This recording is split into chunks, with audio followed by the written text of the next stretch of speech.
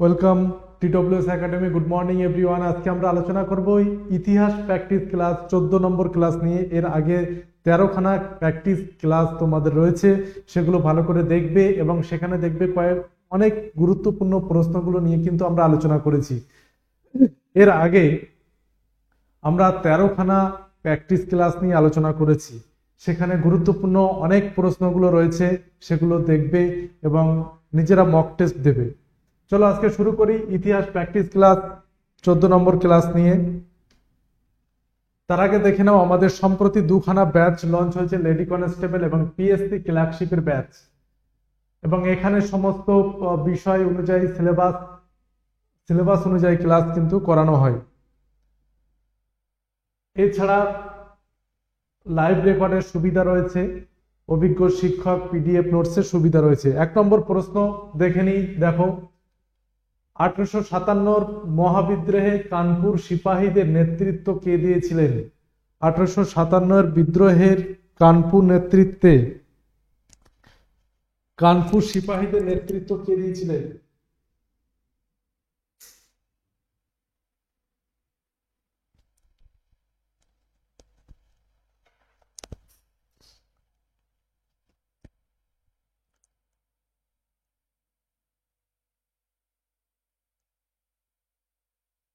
উত্তর কি হবে? উত্তর হবে নানা সাহেব। নানা সাহেব কিন্তু 1857 মহাবিদ্রোহে কানপুর সিপাহীদের কিন্তু নেতৃত্ব দিয়েছিলেন। ঠিক এছাড়া আরো কুনওয়ার সিং বিহার, যেমন কুনওয়ার সিং ইনি বিহারের সিপাহীদের নেতৃত্ব দিয়েছিলেন। বিহারের সিপাহীদের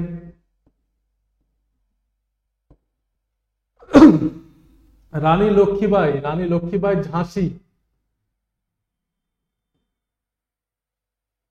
ঝাঁসির নেতৃত্বে ছিলেন রানী লক্ষ্মীবাই। এবং মিজোরামে নেতৃত্ব দিয়েছিলেন মণি দেওয়ান।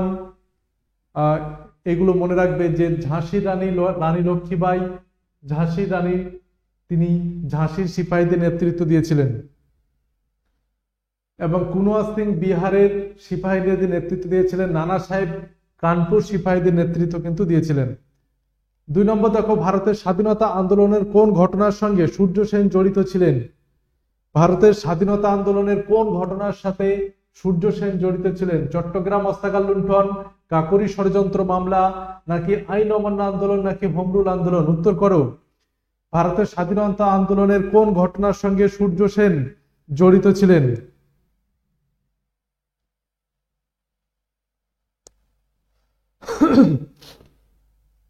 উত্তর কি হবে? ভারতের স্বাধীনতা আন্দোলনের কোন ঘটনার সঙ্গে সূর্য সেন জড়িত ছিলেন? উত্তর কি হবে? উত্তর হবে চট্টগ্রাম অস্ত্রাগার লুণ্ঠন। চট্টগ্রাম অস্ত্রাগার লুণ্ঠনের সঙ্গে সূর্য সেন কিন্তু জড়িত ছিলেন। কবে ঘটেছিল ঘটনাটি? 1930 খ্রিস্টাব্দের 18 এপ্রিল।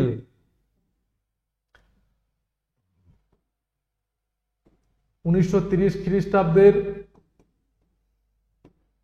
18 এপ্রিল কিন্তু এই ঘটনাটা ঘটেছিল, চট্টগ্রাম অস্ত্রাগার লুণ্ঠন।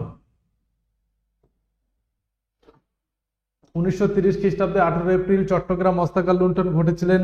এবার চট্টগ্রাম অস্ত্রাগার লুণ্ঠন, যেটা চট্টগ্রাম অস্ত্রাগার লুণ্ঠনের এবং চট্টগ্রামের কংগ্রেসের নেতৃত্ব দিয়েছিলেন সূর্য সেন, এবং পেশায় তিনি ছিলেন স্কুল শিক্ষক। চট্টগ্রাম জেলা কংগ্রেস সভাপতি এবং স্কুল শিক্ষক ছিলেন মাস্টারদা সূর্য সেন, যিনি চট্টগ্রাম অস্ত্রাগার লুণ্ঠন করেছিলেন।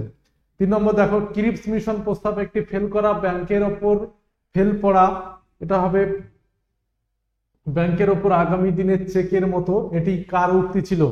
ক্রিপস মিশন সম্পর্কে এই উক্তি কে করেছিলেন? খুবই পরিচিত প্রশ্ন, সবাই উত্তর করবে।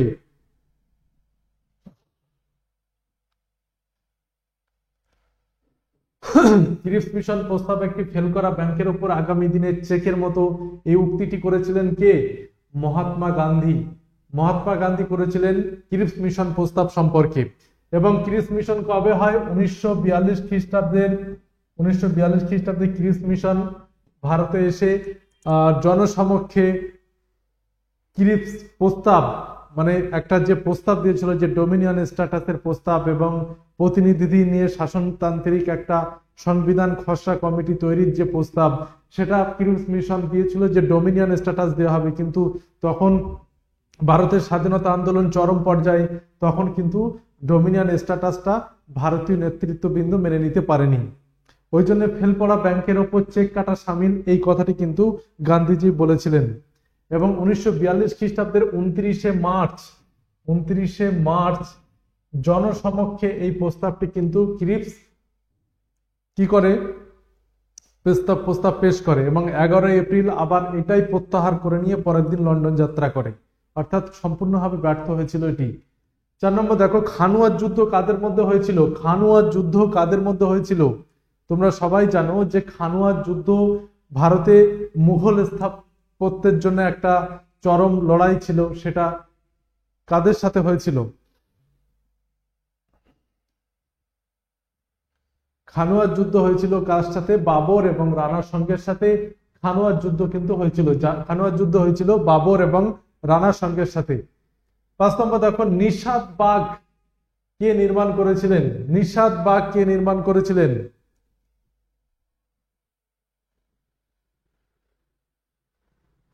যারা ঐতিহাসিক স্থানগুলো ঘুরেছো তারা নিশ্চয়ই নাম শুনেছ, নিষাদ বাগ এটা কে নির্মাণ করেছিলেন?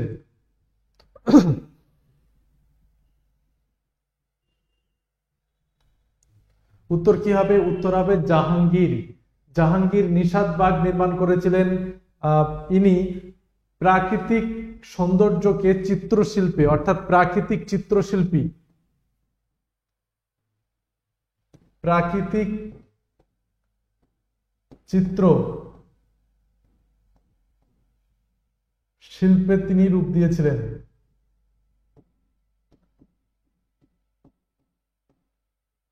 অর্থাৎ তার চিত্রশিল্পে প্রাকৃতিক জিনিস কিন্তু স্থান পেত। অর্থাৎ নিষাদ বাগ নির্মাণ করেছিলেন কে?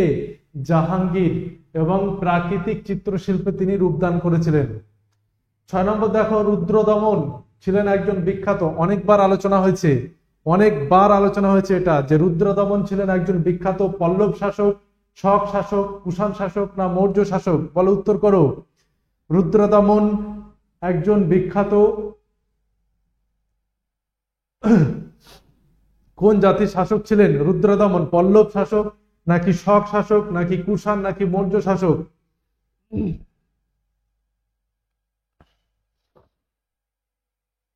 উত্তর কি হবে? শক শাসক ছিলেন রুদ্রদমন, এবং তিনি কোন শাখার একজন বিখ্যাত শাসক ছিলেন? কার্দমক শাখার বিখ্যাত শাসক ছিলেন রুদ্রদমন। জুনাগড় স্তম্ভলিপি থেকে তার সম্পর্কে আমরা জানতে পারি। এছাড়া উজ্জয়িনী ছিল তার রাজধানী। রাজধানী কি ছিল? রাজধানী ছিল উজ্জয়িনী।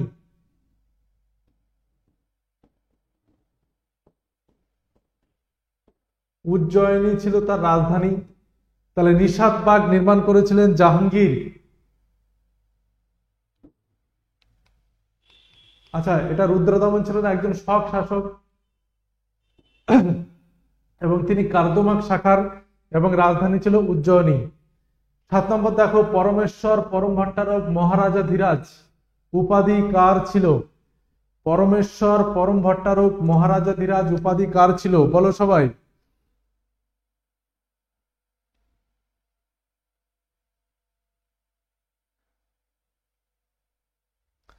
পরমেশ্বর পরম ভট্টারক মহারাজা ধীরাজ উপাধি কার ছিল? দেবপাল, ধর্মপাল নাকি দ্বিতীয় পুলকেশী? উত্তর কি হবে? ধর্মপাল। ধর্মপালের পরমেশ্বর পরম ভট্টারক মহারাজা ধীরাজ। এছাড়া জৈনিক কবিতাকে উত্তরপথ স্বামী বলেছেন। অর্থাৎ পরমেশ্বর পরম ভট্টারক মহারাজা ধীরাজ এই উপাধি ছিল কার? ধর্মপালের উপাধি ছিল। 8 নম্বর দেখো, পবনদূত এর রচয়িতাকে? অনেকেই এই প্রশ্নগুলো নিয়ে কনফিউশনে পড়ে যাবে যে পবনদূতের রচয়িতা, এটা একটা গ্রন্থ, এই পবনদূতের রচয়িতা কে?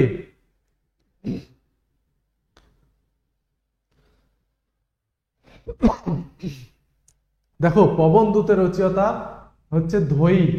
ধৈ হচ্ছে পবনদূতের রচয়িতা। 9 নম্বর দেখো আল-বিরুনি কার সময় ভারতে এসেছিলেন? আল-বিরুনি কার সময় ভারতে এসেছিলেন? উত্তর করো সবাই, তাড়াতাড়ি উত্তর করবে। আল-বিরুনি কার সঙ্গে ভারতে এসেছিলেন? গজনীর মামুদ, মোহাম্মদ বিন কাসেম, মোহাম্মদ ঘুরি, তৈমুর লং, কার সময় তিনি ভারতে এসেছিলেন?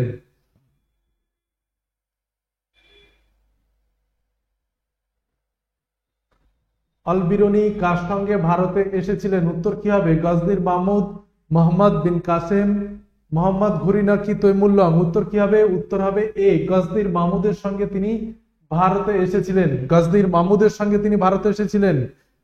আর নিশ্চয়ই তোমরা বলতে পারবে যে আল-বিরুনির লেখা দুখানা বইয়ের নাম কি? তাড়াতাড়ি কমেন্ট বক্সে জানাও যে আল-বিরুনির লেখা দুটি বইয়ের নাম। সবাই বলবে।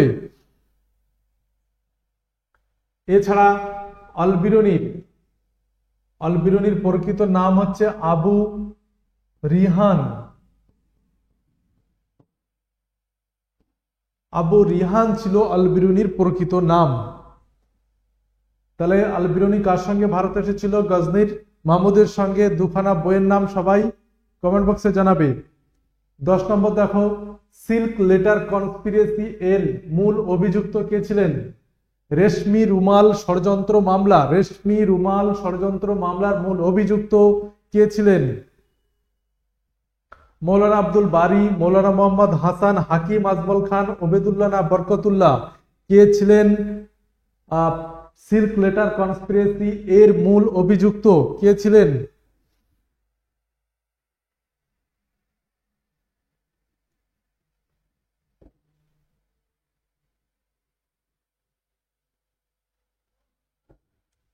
উত্তর কি হবে? ওবায়দুল্লাহ ও বরকতুল্লাহ। সিল্ক লেটার কনস্পিরেসি, এই ওবায়দুল্লাহ একটা রেশমি কাপড়ে, সিল্ক কাপড়ের ভিতরে গোপনে পত্র পাঠানোর চেষ্টা করেছিল, তা সেটা ইংরেজ পুলিশের হাতে ধরা পড়ে। এটা সিল্ক লেটার কনস্পিরেসি মামলা শুরু হয় কবে? 1916 খ্রিস্টাব্দে। 1916 খ্রিস্টাব্দে এই মামলা কিন্তু শুরু হয়।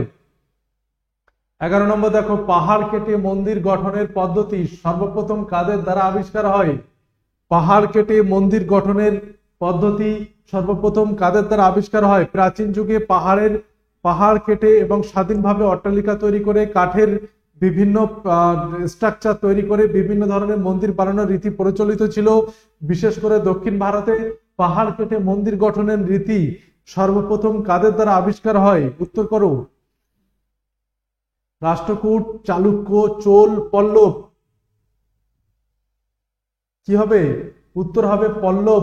পল্লবদের কিন্তু পাহাড় কেটে মন্দির গঠনের পদ্ধতি সর্বপ্রথম ওদের দ্বারাই কিন্তু আবিষ্কার হয়। তারপরে দেখো 12 নম্বর অরিরাজ মর্দন শঙ্কর। অরিরাজ মর্দন শঙ্কর কার উপাধি ছিল?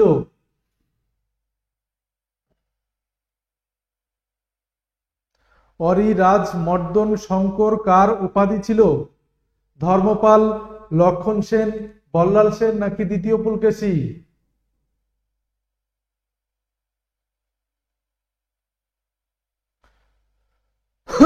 উপাধিগুলো উপাধিগুলো খুবই ইম্পর্টেন্ট এবং বিভিন্ন পরীক্ষায় যখন এই উপাধিগুলো দেয় তখন আমরা কিন্তু কনফিউশনে পড়ে যাই এটা কার উপাধি ছিল। ওই জন্য উপাধিগুলো মনে রাখা জন্য আমরা কিন্তু প্রতিটা প্র্যাকটিস সেটে তিনটে বা চারটে করে আমরা কিন্তু উপাধি নিয়ে আসি। তাহলে কি হবে? একটা মনে থাকবে। উত্তর কি হবে? অরিরাজ মর্দন শঙ্কর লক্ষণ সেনের উপাধি ছিল। এছাড়া পরম বৈষ্ণব বা পরম বৈষ্ণব উপাধিও তিনি নিয়েছিলেন।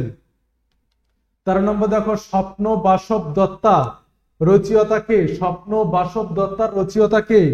উত্তর করবে। কালিদাস, ভাস, ভবভূতি, রাজশেখর? স্বপ্ন বাসব দত্তা এর রচয়িতা কে? কালিদাস, ভাস, ভবভূতি নাকি রাজশেখর?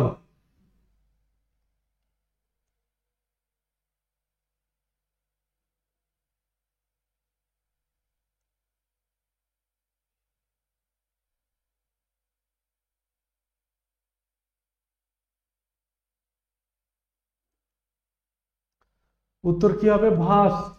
স্বপ্ন বাসব দত্তার রচয়িতা ভাস। বারীন্দ্র ঘোষ নিম্নের কোন সংগঠনের সঙ্গে যুক্ত ছিলেন? বারীন্দ্র ঘোষ নিম্নের কোন সংগঠনের সাথে যুক্ত ছিলেন? সাধনা সমাজ, অনুশীলন সমিতি, অভিনব ভারত নাকি স্বদেশ বান্ধব সমিতি? কার সাথে যুক্ত ছিলেন বারীন্দ্র ঘোষ?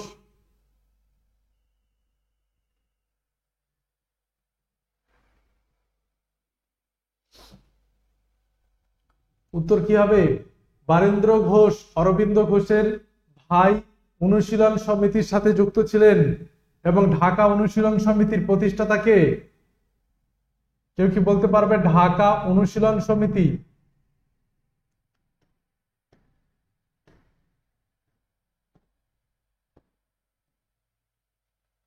ঢাকা অনুশীলন সমিতির প্রতিষ্ঠাতা কে ছিল? পুলিন বিহারী দাস।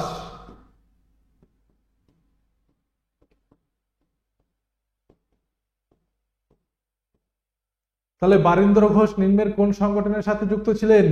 অনুশীলন সমিতি। এবং ঢাকা অনুশীলন সমিতি প্রতিষ্ঠাতা হচ্ছে পুলিন বিহারী দাস 1906 খ্রিস্টাব্দে। কালিদাস কোন শাসকের সময়কার ছিল? কালিদাস কোন শাসকের সময়কার? সবাই পারবে, উত্তর করো।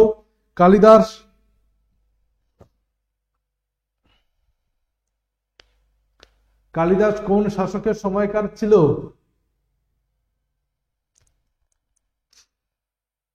কালিদাস দ্বিতীয় চন্দ্রগুপ্তের সময়কার। কালিদাস ছিল দ্বিতীয় চন্দ্রগুপ্তের সময়কার। এবং 9 জন যে নবরত্ন, 9 জন পণ্ডিত, তার মধ্যে কালিদাস একজন ছিলেন। 16 নম্বর দেখো, সোমপুরী মহাবিহার কে তৈরি করেছিলেন? সোমপুরী মহাবিহার কে তৈরি করেছিলেন? প্রথম কুমারগুপ্ত, হর্ষ, ধর্মপাল নাকি বিজয় সেন? সোমপুরী মহাবিহার কে তৈরি করেছিলেন? উত্তর করবে সবাই।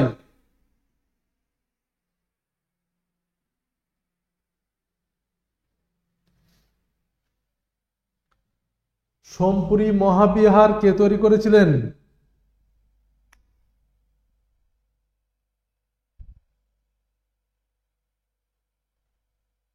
উত্তর কি হবে? উত্তর হবে ধর্মপাল সোমপুরী মহাবিহার তৈরি করেছিলেন। এছাড়াও ওদন্তপুরী,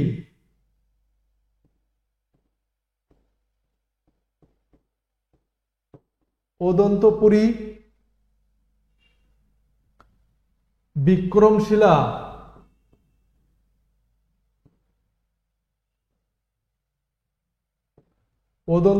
বিক্রমশিলা মহাবিহার তিনি তৈরি করেছিলেন। এবং গর্গ নামে একজন ব্রাহ্মণ মন্ত্রী ছিলেন তার।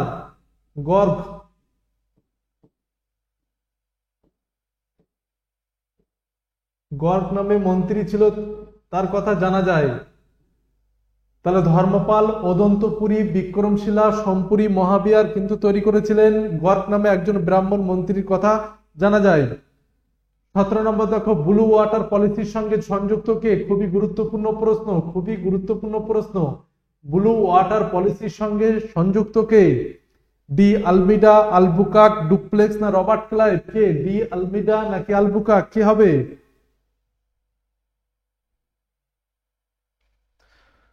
দেখো, ব্লু ওয়াটার পলিসির সাথে যুক্ত ডি আলমিডা হচ্ছে ব্লু ওয়াটার পলিসির সাথে যুক্ত।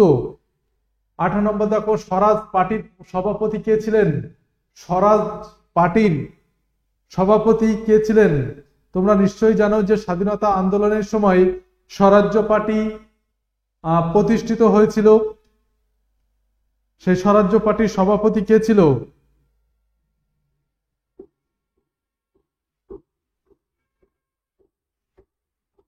উত্তর হবে চিত্তরঞ্জন দাস। সভাপতি ছিল কে? চিত্তরঞ্জন দাস। 19 নম্বর দেখো, আদিনা মসজিদের নির্মাতা কে? সিকন্দর শাহ, নসরত শাহ, ইলিয়াস শাহ নাকি হোসেন শাহ? আদিনা মসজিদের নির্মাতা কে?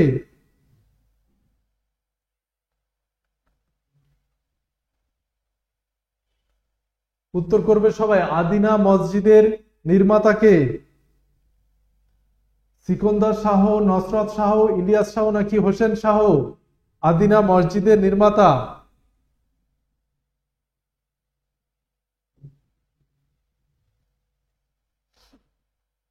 উত্তর কি হবে? সিকন্দর শাহ আদিনা মসজিদের নির্মাতা ছিলেন। আদিনা মসজিদের নির্মাতা ছিলেন সিকন্দর শাহ। এছাড়া তিনি কেতোয়ালি দরওয়াজা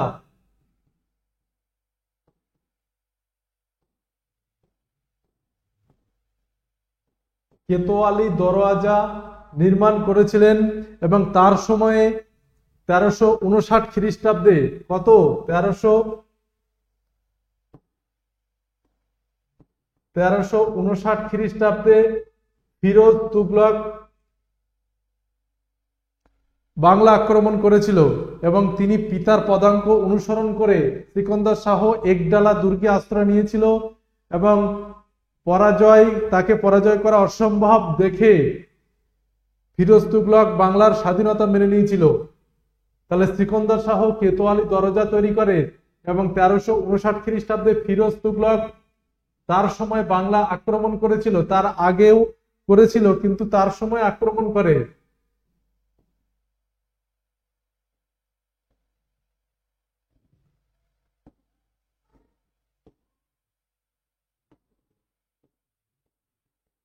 বাংলা আক্রমণ করে।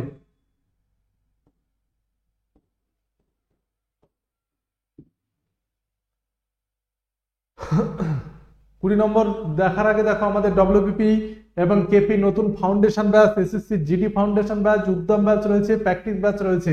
প্রতিটা ব্যাচে ভর্তি চলছে এখনো পর্যন্ত। ফাউন্ডেশন ব্যাচগুলোতে প্রতিটা সাবজেক্ট ধরে ধরে করানো হয়। তোমাদের যদি কোনো জিজ্ঞাসা থাকো অ্যাডমিশন সম্পর্কে সেগুলো অবশ্যই তোমরা এই নাম্বারে যোগাযোগ করে নেবে। চলো 20 নম্বর দেখো, গৌতম বুদ্ধ কত খ্রিস্টপূর্বাব্দে দেহ ত্যাগ করেন? মহাপরিনির্বাণ, খুবই গুরুত্বপূর্ণ যে গৌতম বুদ্ধ কত খ্রিস্টাব্দে দেহ ত্যাগ করেন? 485 খ্রিস্টপূর্বাব্দ নাকি 486, কোনটি হবে?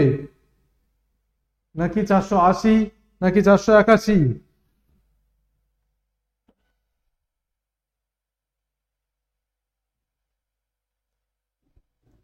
গৌতম বুদ্ধ কত খ্রিস্টপূর্বাব্দে দেহ ত্যাগ করেন? উত্তর কি হবে? 486 খ্রিস্টপূর্বাব্দে দেহ ত্যাগ করেছিলেন। কোথায়? মল্ল রাজ্যের রাজধানী কুশীনগরে। কোথায়? কুশীনগর।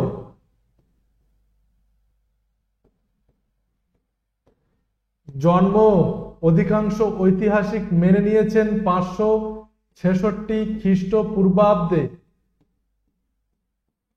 566 খ্রিস্টপূর্বাব্দে এইটা অনেক মেনে নিয়েছেন। গৌতম বুদ্ধ খ্রিস্টপূর্বাব্দে দেহত্যাগ করেন কুশীনগরে এবং জন্ম 566 খ্রিস্টপূর্বাব্দে। মাদুরাই কোন্ড উপাধি কে নিয়েছিলেন? মাদুরাই কোন্ড উপাধি কে নিয়েছিলেন? উত্তর করবে।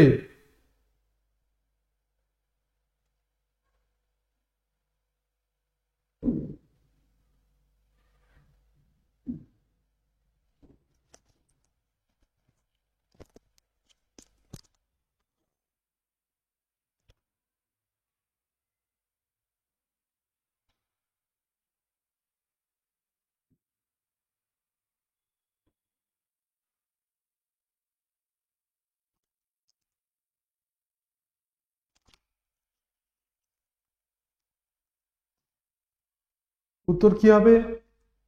প্রথম পরান্তক। প্রথম পরান্তক মাদুরাই কোন্ড উপাধি নিয়েছিলেন। দাক্ষিণাত্যে চোল শক্তির যথার্থ প্রতিষ্ঠাতা। দাক্ষিণাত্যে চোল শক্তির যথার্থ প্রতিষ্ঠাতা তিনি ছিলেন।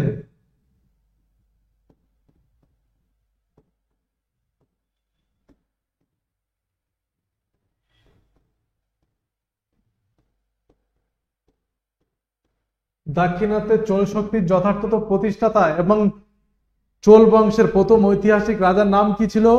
কেউ কি বলতে পারবে? কারিকল। কারিকল ছিল চোলদের ঐতিহাসিক রাজা এবং প্রথম পরান্তক মাদুরাই কোন্ড উপাধি নিয়েছিলেন এবং দাক্ষিণাত্যে চোল শক্তির যথার্থ প্রতিষ্ঠাতা ছিলেন প্রথম পরান্তক।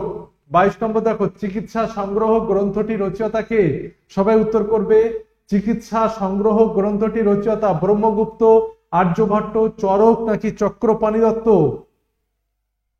চিকিৎসা সংগ্রহ গ্রন্থটি রচয়িতা কে?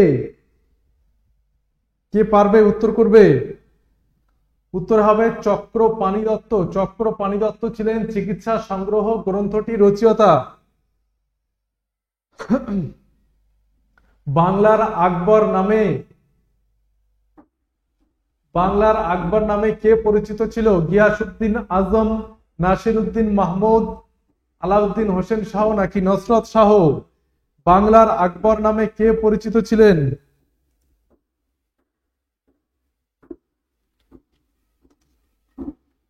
বাংলার আকবর নামে পরিচিত ছিলেন কে? আলাউদ্দিন হোসেন শাহ, তিনি বাংলার আকবর নামে পরিচিত ছিলেন। এছাড়া নৃপতি তিলক জগৎভূষণ উপাধি কিন্তু তার ছিল। নৃপতি তিলক জগৎভূষণ উপাধি কিন্তু তিনি নিয়েছিলেন। সঙ্গম বংশের সর্বশ্রেষ্ঠ নরপতি কে ছিল?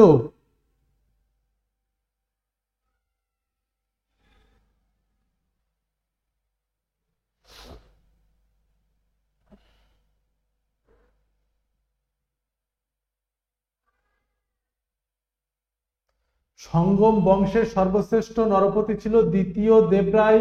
সঙ্গম বংশের সর্বশ্রেষ্ঠ নরপতি ছিলেন এবং তিনি তার সময় ইতালির পর্যটক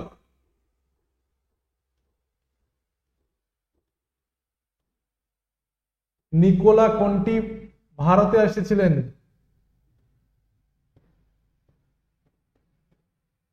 ইতালির পর্যটক নিকোলা কন্টি ভারতে এসেছিলেন। তাহলে সঙ্গম বংশের সর্বশ্রেষ্ঠ নরপতি দ্বিতীয় দেবরায়। আরবিডু বংশ কে প্রতিষ্ঠা করেছিল? খুবই গুরুত্বপূর্ণ, আরবিডু বংশ কে প্রতিষ্ঠা করেছিল? রামরায়, কৃষ্ণদেব রায়, তিরুমল নাকি হরিহর? আরবিডু বংশ কে প্রতিষ্ঠা করেছিল?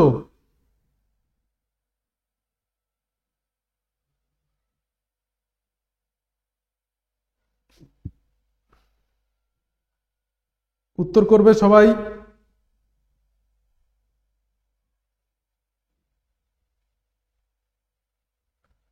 আরবিডু বংশ প্রতিষ্ঠা করেছিল কে? তিরুমল। বিজয়নগর সাম্রাজ্যের সর্বশেষ ধ্বংসাবশেষের উপর তিরুমল আরবিডু বংশ প্রতিষ্ঠা করেছিল। 26 নম্বর দেখো, অমুক্ত মাল্যদা নামে একটি গ্রন্থ কে রচনা করেছিলেন? দ্বিতীয় দেবরায়, কৃষ্ণদেব রায়, তৃতীয় কৃষ্ণ নাকি সমুদ্রগুপ্ত? অমুক্ত মাল্যদা নামে একটি গ্রন্থ কে রচনা করেছিলেন?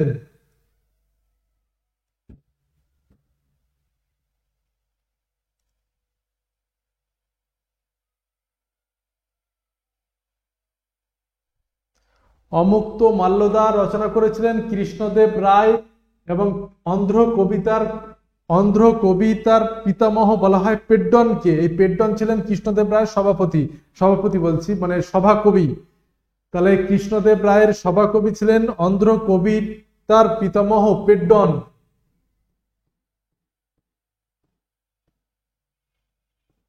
পেড্ডন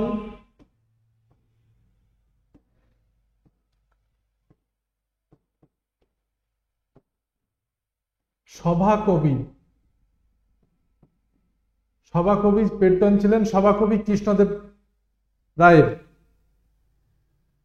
পরবর্তী বৈদিক যুগে কুশিদিন শব্দের দ্বারা কাদের বোঝানো হতো?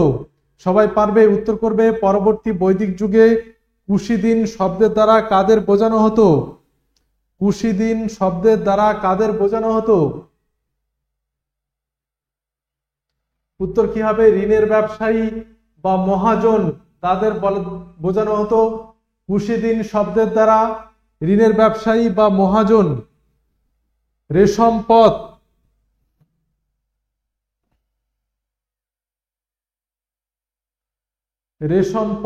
বা সিল্ক রুট কোন সাম্রাজ্যের অধীনস্থ ছিল? কে পারবে? রেশম পথ বা সিল্ক রুট কোন সাম্রাজ্যের অধীনস্থ ছিল?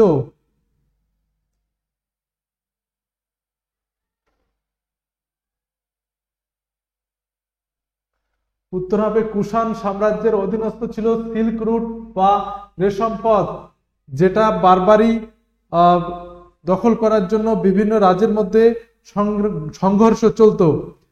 29 নম্বর দেখো, পাটলিপুত্র নগরীর প্রতিষ্ঠা হয় কোন রাজার আমলে?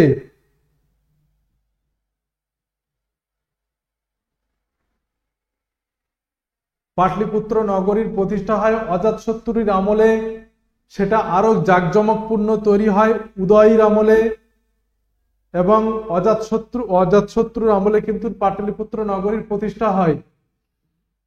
30 নম্বর দেখো, প্রাচীন যুগে ধনী বণিকদের কি বলা হতো? প্রাচীন যুগে ধনী বণিক যারা ছিল তাদেরকে কি বলা হতো?